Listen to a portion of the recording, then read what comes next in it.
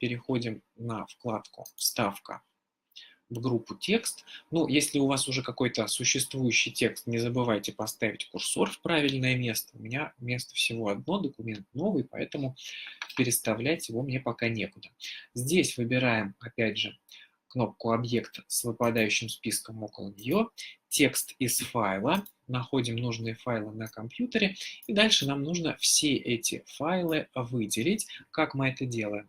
Кликаем по одному, зажимаем клавишу Ctrl и по очереди кликаем на все файлы, которые нам нужны. Ну, вот чтобы через клавишу Ctrl выделить сразу несколько разных файлов, в нашем случае 4. Дальше нажимаем на кнопку «Вставить». Word чуть-чуть подумает. Дальше нам сообщат о том, что, я напоминаю, у нас один файл PDF, о том, что наш файл PDF будет преобразован в редактируемый формат, тот, который Word сможет редактировать, а Word это умеет. Если вы были у нас на курсе по основам работы с Word, то знаете, как это делается. Ну, мы нажимаем «Ок» для подтверждения. И вот нам добавили в наш документ текст. Смотрите, климат – это из одного документа, животный мир – это из другого документа, география. Ну и вот это текст из PDF.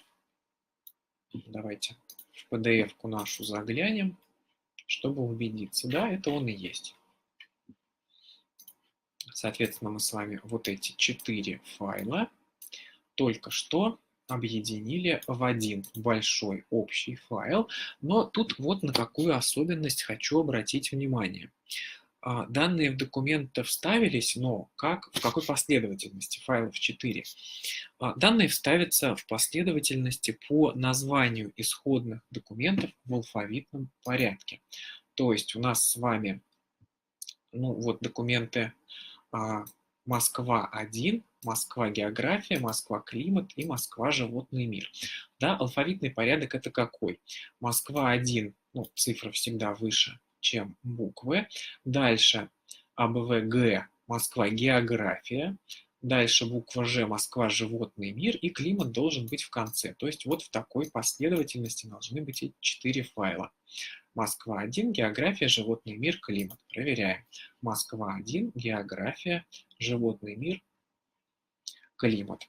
То есть, если у вас есть какие-то разрозненные тексты, и вы их хотите объединить в единый документ, при этом важна последовательность, то не забудьте предварительно документы переименовать в соответствии с тем алфавитным порядком, который у вас в итоге будет в документе, чтобы получить не в разнобой, а в каком-то нужном вам виде.